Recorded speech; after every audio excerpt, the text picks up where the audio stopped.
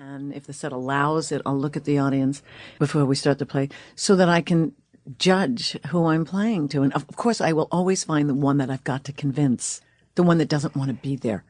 I mean, I don't know why my eye goes there, but it does. And then in the course of War Paint, I can look out at the audience in the top of the second act in Necessity is the Mother of Invention, because the light is off me and it's on Christine, and I can really see who's out there.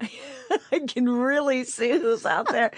And, and I write in a little notepad what I think of the audience every night. So the prop that's out there, yes. You can write in it. Yeah, and in another scene, and I write every night what I think of the audience. Do you do that for every play, if that's possible? I don't write what I think of them, but I do look at the audience. I always look at the audience, because that's who I'm playing. You talked about the passion and the love. Well, it's the storytelling. I'm telling them, and that's why I like to look at them, because I want to feel the immediacy of them as opposed to the darkness. Obviously, when I rule the world, I can also control every audience member and who they are and what they're doing during my play. But how do you not get distracted or stay on task in terms of telling the story if you feel like it isn't the most appreciative audience on the planet?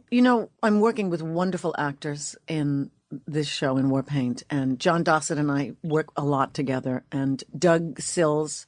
Christine and I only have one scene at the very, very end. It's funny, right? It's right, great. Like that's... But we actually talk about when we don't have a receptive audience, we go back to the script and we go back to investigating the character and the scenes, and it keeps it alive that way as well, as opposed to coming off stage bitching about them.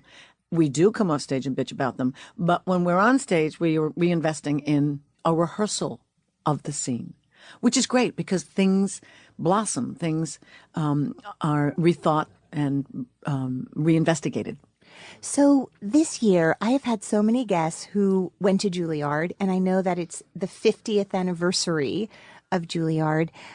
You were the first class. Mm-hmm. So what does that mean exactly when you finish your childhood in Northport and decide that you want to study professionally?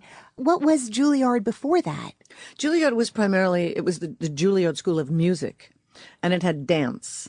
It had dance and, of course, individual instruments, an orchestra, and I'm wondering if it had composition or conducting. It did not have jazz. In order for it to move down to Lincoln Center, it needed to be a complete performing arts wing, so they added the drama division.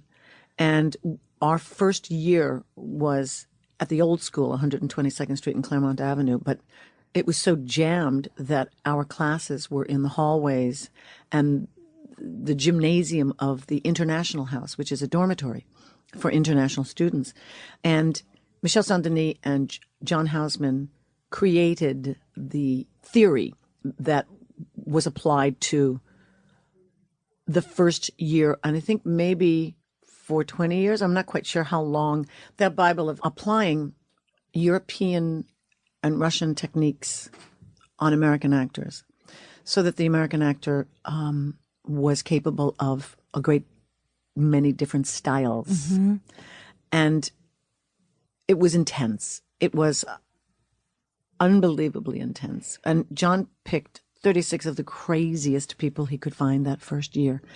And ultimately, in our fourth year in graduation, we had 17 of the original 36. There were attempted suicides. People left because when you think of kids auditioning to act at the Julliard School, coming off a farm in Minnesota, and the school's in Harlem, and you have to deal with the brutality of the training and then the brutality of the streets of Manhattan, it wiped out a lot of our best actors. Wiped out a lot of our best actors because they just couldn't handle that. I'm a New Yorker. I had lived in the city for a year.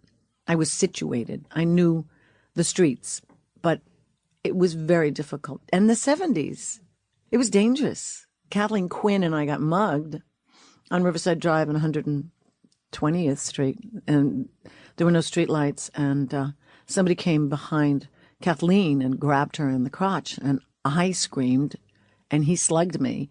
And then I turned into a she-lion and chased him across the street back into the park like an idiot. But, well, your instinct kicks in. Yeah.